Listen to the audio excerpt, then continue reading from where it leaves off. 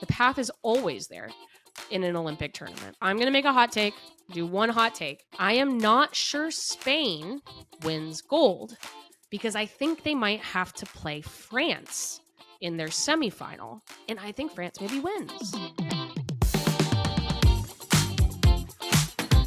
Hello, everybody, and welcome to this week's edition of The Late Sub. I am your host, Claire Watkins. It is Monday, July 22nd, and we had it's kind of the primer. We got the pregame, we got the shot, and we got the chaser. We are getting ready for the Olympics, but before we have a very big basketball weekend to discuss that took place in Phoenix, and then we're going to get into sort of the details of what the Olympics might look like for the United States women's national soccer team as they try to find that pathway forward into the medal rounds after a disappointing 2023.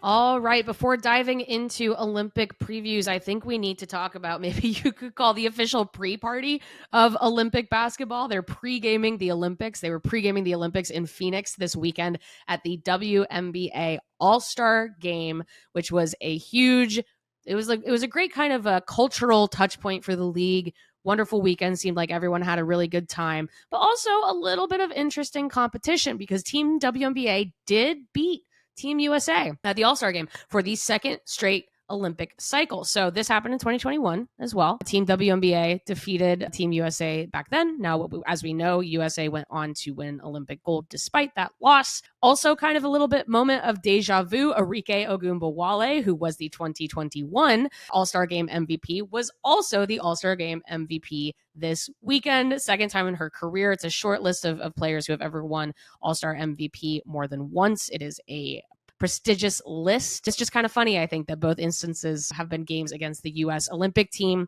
People might know that Mbawale had said earlier this year that after being in camp with the U.S., she had removed herself from contention for the team, kind of citing some of the internal team politics. I don't think there's nothing there, right?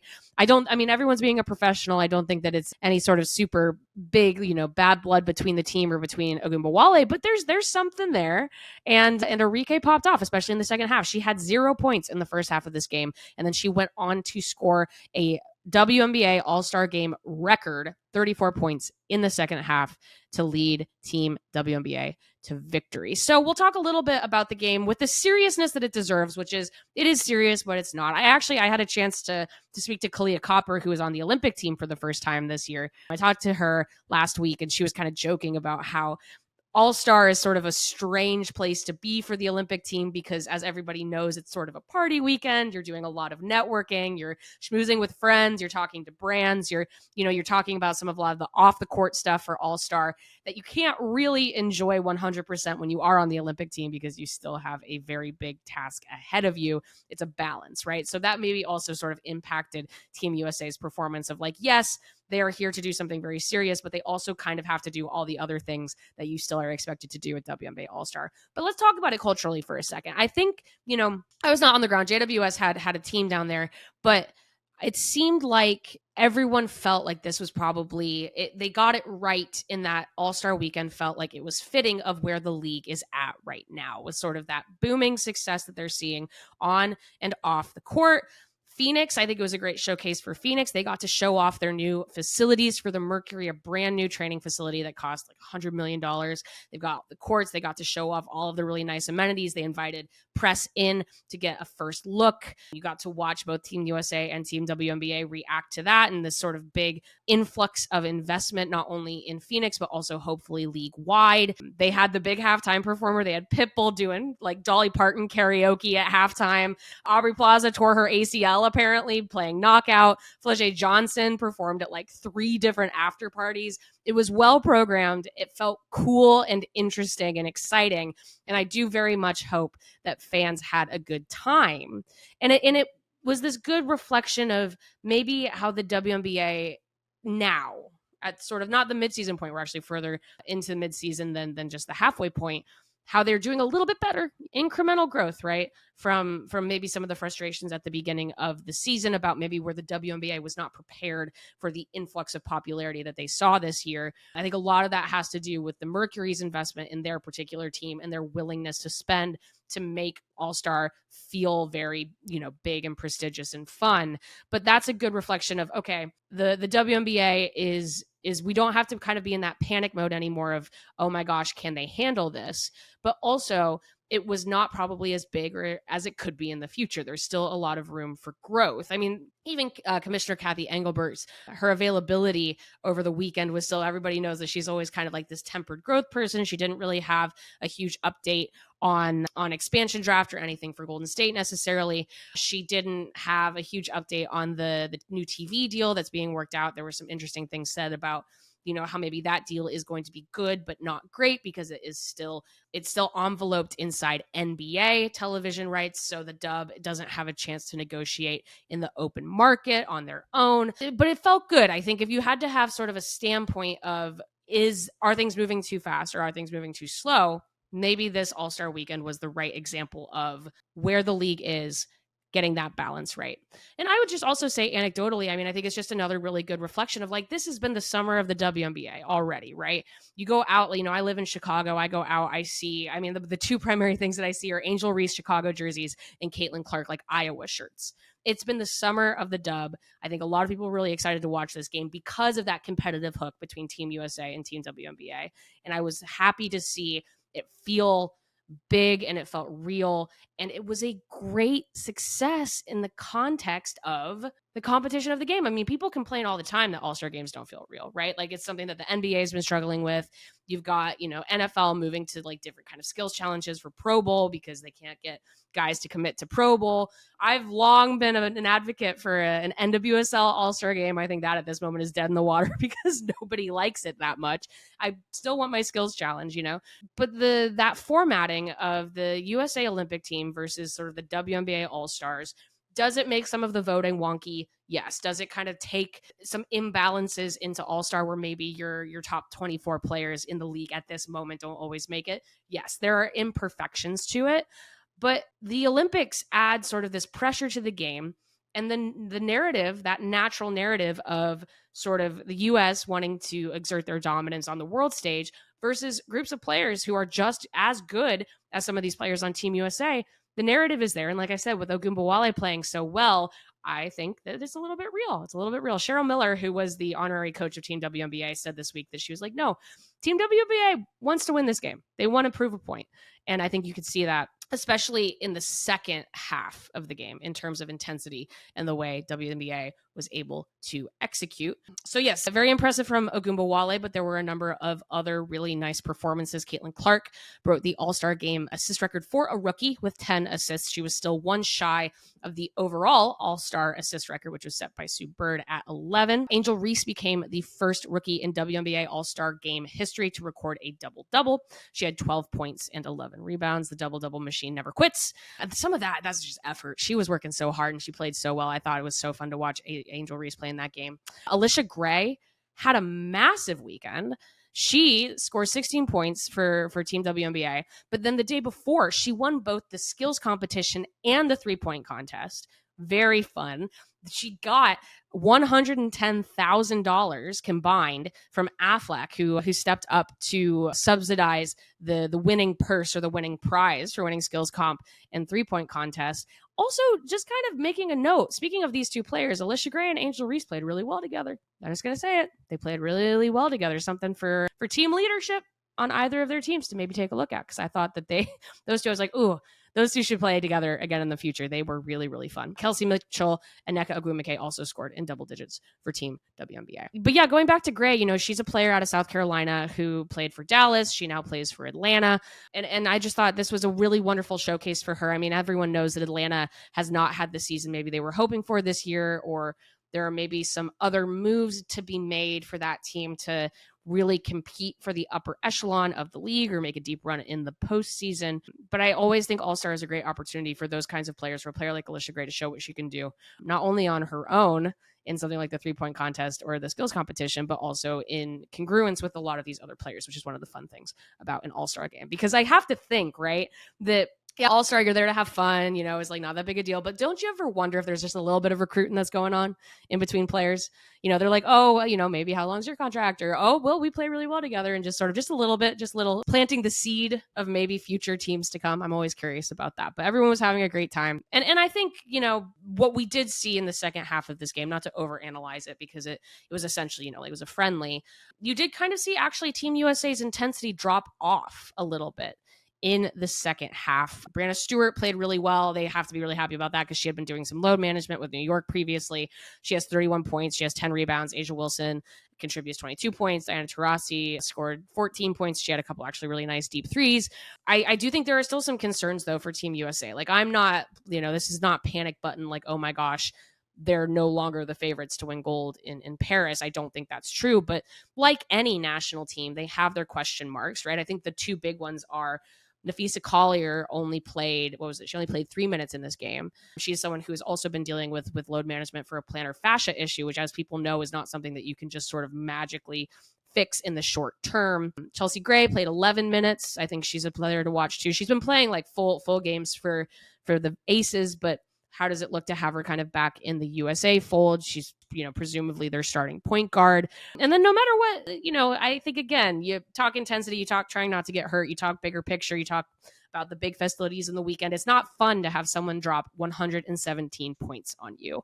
That is something that the Team USA is probably going to have a long chat about, or probably already did have a long chat about with Cheryl Reeve, maybe on the plane over to Europe, which apparently they got on right after that game ended. So a long flight over to Europe for Team USA. Defense is about commitment. It's about execution. It's about effort. And I think you can probably, again, sort of make that argument of USA sort of saving themselves for the big show, but they got outworked. They got outworked in the second half. They were not able to keep up with what Agumbawale was doing. And I also think maybe this is, again, not to overstate it, but the one thing that did really happen for Team USA late in this game is they just started kind of shooting it long. There was there was not really a commitment to getting it inside. It was a lot of, you bring the ball up. The pace was very, the pace was like, it was a very high pace game. I think everyone was having a lot of fun, but you don't want to settle. You don't want to settle for a bunch of 3 attempts if you have players who aren't hitting those. So I think if there is anything to truly be worried about Team USA, it's more just like, okay, how do you adjust to the adversity of a different player maybe having, the game of their career against you. So just interested to see what that looks like. I'm not hitting the panic button for Team USA, but every time there's every time there's a little glimmer of perhaps what might be an issue in international play, you want to talk about it. But speaking of players who had a little bit of trouble hitting from 3, I think my one other final point about Team WNBA is just that I do think that we have hit the point where these players are very tired. Specifically, Caitlin Clark. I mean, people noted that she declined to participate in the 3-point contest. So did Sabrina Ionescu.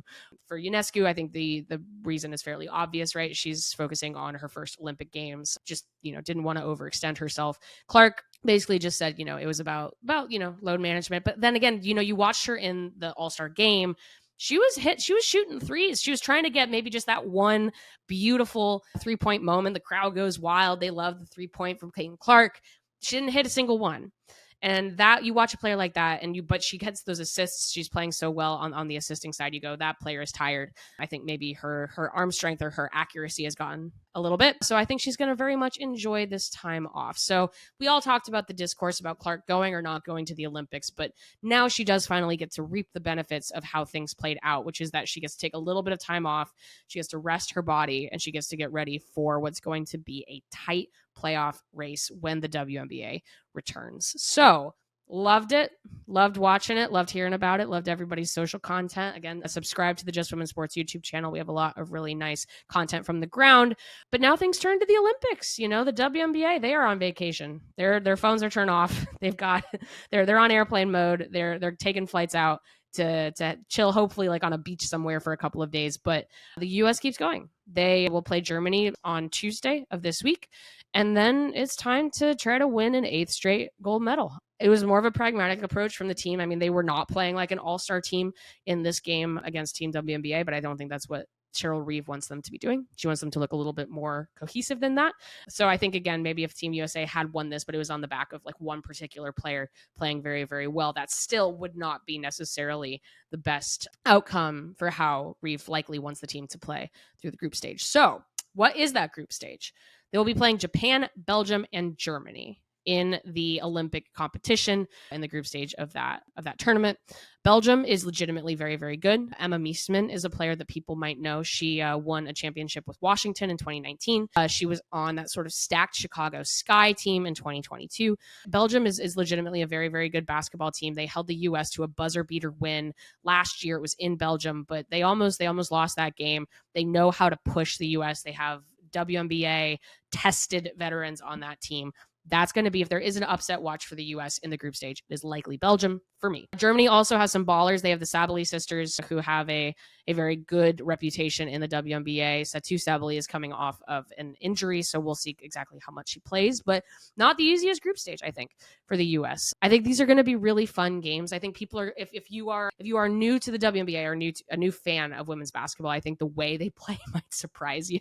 If you think the WNBA is physical, wait till you watch FIBA rules. I do think that this team is balanced enough. I think they are experienced enough. And I think they are, frankly, well coached enough to go all the way. I think the U.S. are your favorites for gold, but it's always about watching it play out, right? It's all about kind of seeing how they execute, how these different groups work together, what the rotations look like, how you mix that sort of inside and outside shooting in the international game when you just simply do not have a lot of time to pull it together. Did I have a final thought? Oh, I did. And the one other thing that I actually think is hopefully very nice for Team USA is Team USA basketball has talked in the past about how they would love to sort of see the same support from fans as the U.S. women's national soccer team, which everyone knows, like the U.S. women's national soccer team is kind of the premier product for women's soccer in the U.S., or historically has been that, right? And they are sort of seen as their own entity and is probably supported by international breaks, and you get to see them play friendlies and you get to discuss the roster. And as everybody knows, I'm in the roster discussion business as well. But I do hope that these games, I know Caitlin Clark isn't on this team and everyone's talking about growing the games, but this is hopefully a good jumping off point for Team USA basketball to get some of those eyeballs or those fun casual basketball fans that they've been craving. So I am excited to see that as well. I think that it's nice to have the continuity of the Olympics coming through. I think Team USA is going to do very well and everybody knows who those stars are going to be. But I am also very happy for the dub to have a little bit of a break because I think that that's only going to be better for the competition when they return. So to keep the Olympic train rolling, we have a little bit of previewing to do. It is the first unofficial official week of the Olympics. The opening ceremony will be on Friday, but that does not mean that the action has not already started.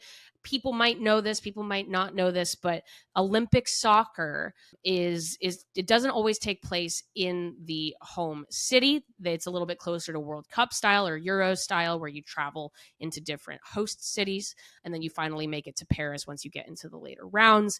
Also, because the Olympics themselves are so short and not necessarily super conducive to the cadence of a soccer tournament, they begin early. So the U.S., their Olympic journey is actually going to begin on Thursday prior to the opening ceremony. The soccer teams, unfortunately, do not really get to take place in the opening ceremony festivities. They don't really get to hang out in the Olympic Village usually until after their tournament is over. U.S. fans will hope that will not be until the very end of the games.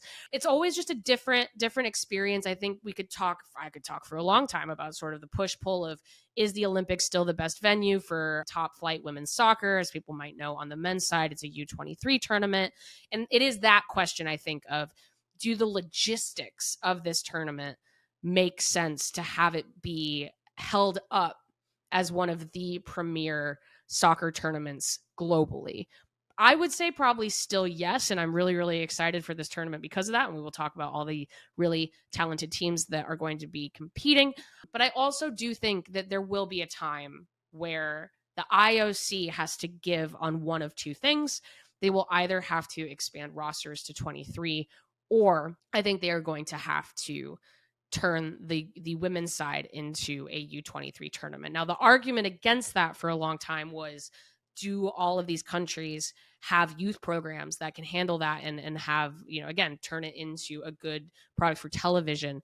And the answer at this point is absolutely, especially if they retain only 12 teams. They have 16 on the men's side. I really do think that we are getting to the point where all the different confederations have teams that could bring a U23 side and it would still crush. So I think this may be, I'm not making any predictions. I don't think, obviously we know the IOC is not quick to change things, but this might be the beginning of the end of the Olympics in this particular format, because something's going to have to give eventually. Because if you eventually have the Olympic experience, which again, it's short, it's truncated, the games come very fast. We were talking about how in Europe they were doing European qualifying right before the Olympics, so the schedule is just really brutal, particularly on European teams who have their own qualifying process for the Euros and for the World Cup. You are going to maybe at some point see clubs decline to have their stars participate in the Olympics. And then once that happens, then the floodgates open. So very curious to see what the future of this tournament looks like. But oh my gosh, this is going to be the best. I am so excited for this year's Olympic soccer competition. All of these teams are fantastic. The Olympics are weird. And I think I'm probably just going to say that over and over and over again when I make some predictions at the end of this segment of like what I think is going to happen. Is just you have to expect the unexpected in the Olympics. This is a strange tournament. It doesn't really follow even sort of the cadence of a World Cup. It's even weirder than that. The tournament of it all becomes very, very important once you get out of the group stage. Your quarterfinal matchup is so important to the trajectory of the rest of your games. I just think that this, it's like how people like watching Wimbledon because it's on grass and the ball bounces weird and you're like, anything can happen at Wimbledon. That's how I feel about Olympic soccer. I really think that anything can happen in this tournament, which is where when we talk about precedent, which we will get to, I also would say in the era of modern football, modern women's football, can't worry too much about the past. The rules of the global sphere have changed. And I think that we could have a first time winner. I'm kind of leaning towards that, to be honest. But we're going to get into these groups. There are only three groups of 4, and all of these teams are very, very good. So let's start with Group A. Group A is the hosts, France, Colombia, Canada, and New Zealand. So France is always this team that has such high potential, but they have never completely put it together to win a major tournament. So they've been under manager of Renard for a couple of years after moving on from Karine Diacre. They play better in the 2023 World Cup, but still do not make it to those final rounds. Very, very talented. They're going to be under pressure as the host nation, as we kind of saw them be under pressure in 2019 as the host nation. People might remember sort of that epic quarterfinal against the United States in 2019, which the United States famously won. But I like France. I really do. I think if I was going to put my hat on anything, I think that this could be France's best major tournament performance in the history of their program. I really like them for that. The rest of the group is there are a lot of question marks, right? So Canada is the reigning gold medalists, but they got grouped in the World Cup last year, right? They're now without Christine Sinclair, which I don't think is necessarily bad, right? I think if you have a player of that age, it's okay to move on, but different leadership structure in the locker room. Canada, when you look at their Gold Cup performances or their She Believes Cup performances, they look good, but then, they can't get over that hump of beating the United States, which is, I'm sure, kind of the level where they would like to be. And then you have Colombia, who on the flip side, they grouped Germany last year. They've got Linda Caicedo, who is one of the most exciting young stars in global football. And so you go, okay, so we feel maybe good about France at the top of this group, but who's getting second and who's getting third? Colombia or Canada? And like I said, where you finish in the group, I know we always say that that's important in the World Cup. It is like triple important in the Olympics. I am going to go ahead and say that I think that New Zealand is going to get 4th. People might remember that they had that really beautiful moment at the World Cup last year where they won their first major tournament game. That is kind of the level that they are at. They are going to be looking for positive results or even just positive play more than probably competing for a spot in the knockout rounds. So my prediction here is I do think France is going to go at the top of this group. My hot take is I think Colombia might get second. But I think that Canada would probably advance in third out of this group because what we know is that when Canada score, they score in buckets, and I think that they can, and it also is based on ranking, so I think that they are going to be able to advance no matter what. Moving on to Group B, now this is the big one. United States, Zambia, Germany, and Australia. I don't think this is the group of death. I think that Group C is maybe a little bit tougher, but I do think that if I think that there are any of these teams could get first, second, third, or fourth. Maybe that's the best way to put it. And I actually think the most important team in this group is Zambia, because Zambia is a team that even if they aren't quite ready to make it to the knockout stages of an Olympics necessarily. I'm not saying they can't. I actually think they totally could. But even if they're not there, they could ruin someone's Olympic dream, right? Everybody knows that they've got Barbara Banda up top, who I think for me is on the short list of some of the most informed, best, most talented players in the world. They can get these games into sort of shootouts. They can score a lot of goals. They can stretch things. They are so, so talented. They're held back right now, likely just due to coaching and federation dysfunction. So they are limited probably just due to support and perhaps maybe tactical analysis. But Zambia, for example, is the United States opening game. That is going to set the tone for their entire tournament. Zambia is the chaos agent here. And if they are able to pull together quality performances, we are going to see a shakeup in who makes it into the knockouts here. So I still like Germany to win Group B, probably, though they were hit with a huge blow to their starting lineup and in their Euro qualifying last week, which is that their starting holding midfielder, Lena Oberdorf, suffered an ACL tear. We know this is actually kind of an injured group overall. The United States, as we know, has been dealing with injuries to starters. They most recently had to have Katerina Macario withdraw. They had Mia Fischel suffer an ACL tear. I think if you go back, you go back a number of years, it's kind of a long list of players that they no longer have available due to injury. Germany is now dealing with the Oberdorf injury, which really does affect the spine of the team. If you're, soccer is a game where you might not see Oberdorf on the score sheet all the time, but she affects the way they move the ball. She affects the way they press. She affects the way they generate turnovers. Like everything that they do runs through her. And so losing her is a very, very big deal. However, I do think Germany might be nimble enough to still be a group winner despite losing that player. I just don't know what it means for their medal hopes necessarily. And then Australia and United States are just huge wild cards to me. I think that they're both very talented. The U.S., I'm going to talk about it a little bit later. The U.S. might have a path here all the way to the medal rounds that is not outside of their grasp, but they're hot and cold. They have trouble scoring. You go back to, again, subscribe to the JWS YouTube channel. We go into it in depth, right, of what they can do, but what they aren't necessarily doing. Do they have the firepower to punch it in the back of the net against Zambia? Are they able to stop themselves from conceding? Are they happy with kind of a grind draw against a team like Germany, which is their second match? Can they score? I think is like the number one question for them. You don't score, this is going to be tough sledding, I think. Real wild card, the United States. I do think that their ceiling is the gold medal match. I don't know if it necessarily means is one they're going to win, but I think if they play to the best of their ability, I think they could even be in that final. But we don't know that's going to happen, and we all saw what the results were last year. Now, I know, new coach, new players, but some of the same problems persist. And you talk about issues with the spine. I think the issues with the United States midfield and just also some of the finishing, we'll see. We'll see for the United States. I have the United States in second. I think the United States are going to finish second in their group. And then Australia, similarly, huge wildcard team for me. They did so well in the World Cup last year, but they don't have Sam Kerr this year. But they also kind of didn't have Sam Kerr last year. So it's hard to tell exactly what that absence is going to impact their particular tournament this year. They've had to bring some players in to try to shore up some of the scoring. Again, they're kind of a team that plays hot and cold. They can get into shootouts. Things can get stretched. They can knock you out in PKs. They can, they have so many different things that they can do under Tony Gustafsson. I just think Australia, though, I wonder if it's twofold, maybe the issues of just, they did so well on home soil at the World Cup last year, but, obviously they did not make it into the final. Is there a hangover there? Has the team felt like it has continued to progress after that success, or has it kind of moved laterally? How do you move forward with the Sam Kerr injury? How do you make up those goals as more of a collective?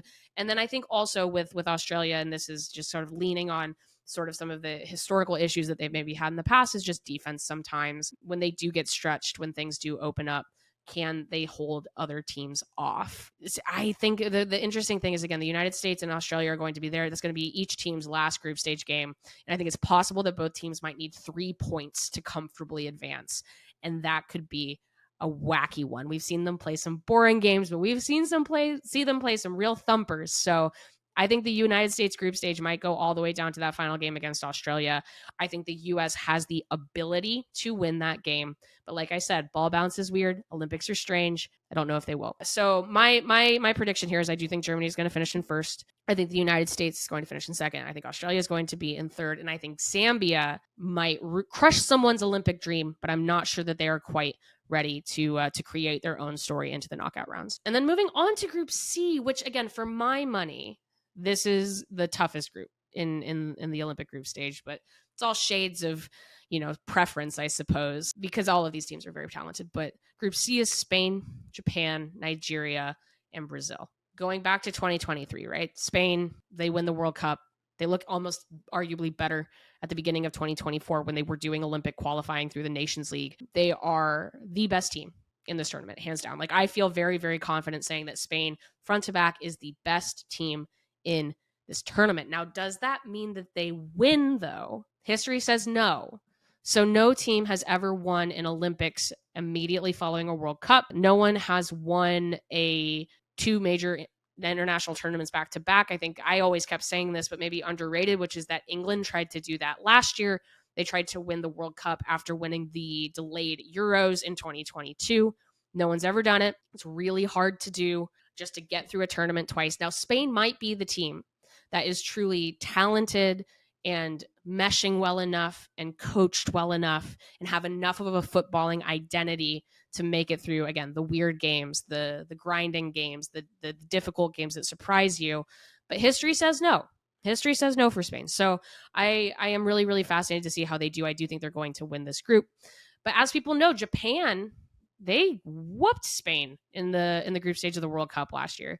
Or Nigeria, they're the team that grouped Canada in 2023. So the reigning Olympic gold medalist, Nigeria, advanced past them last year. Brazil, talk about wild card. Their roster construction is a little bit strange to me. They left a couple big names off. They're not taking Debinha. They're not able to take Bia due to injury. This is Marta's, final hurrah. So there's going to be this huge influx of motivation to try to send her off on a high. They're taking Caroline, who still has not played after her ACL injury last year.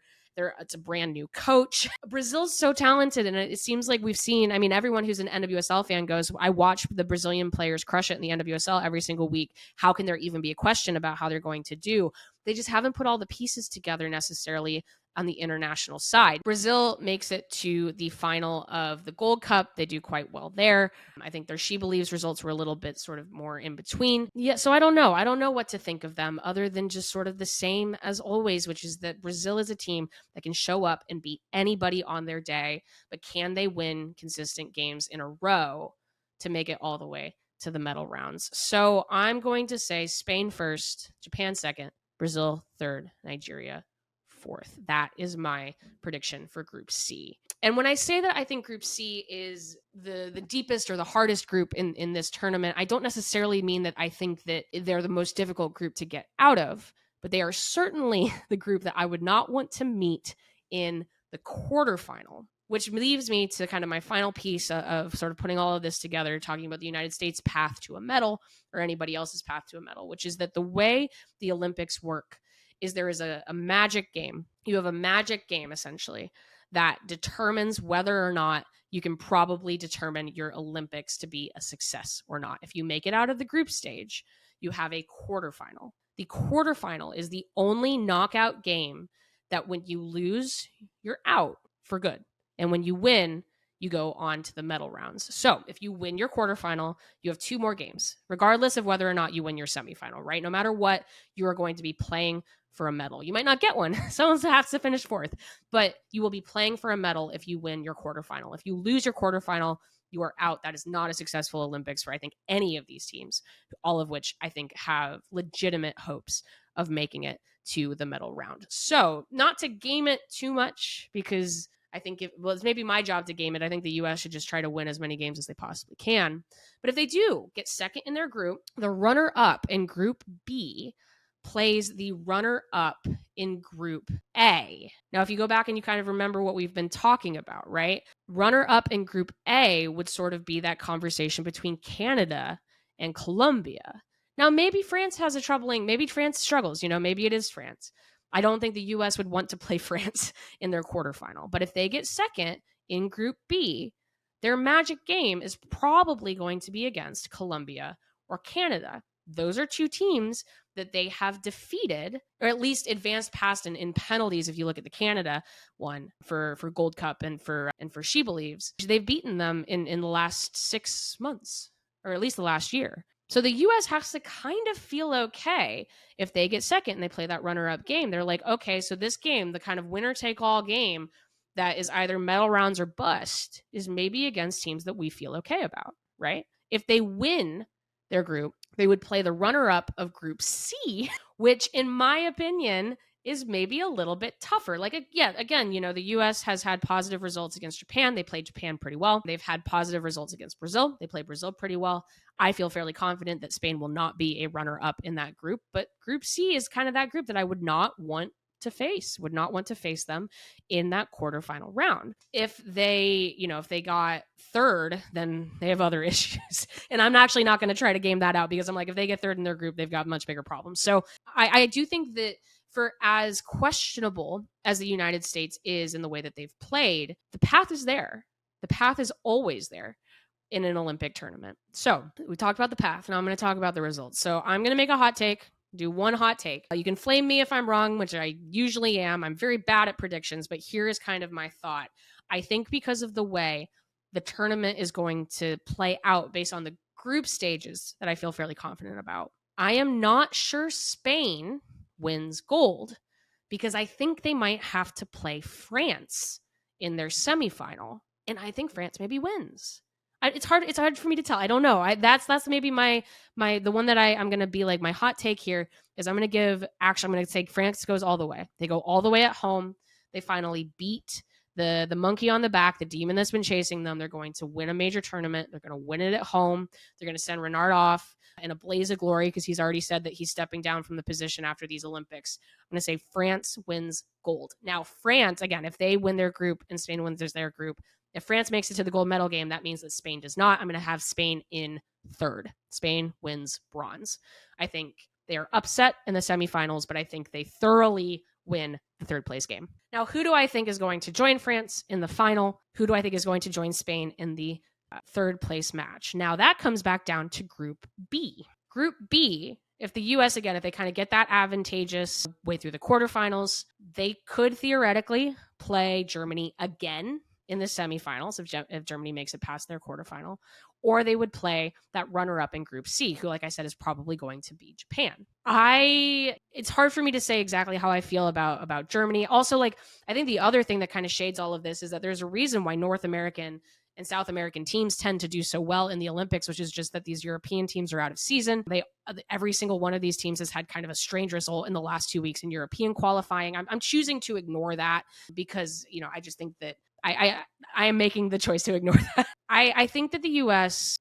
I think they might tie Germany in the group stage. If they have a rematch against Germany in the semifinals, I got to give it to Germany, I think. I think Germany would be in that gold medal game, and the U.S. would be in the bronze medal game. Japan, the U.S. always plays Japan pretty well. I don't know.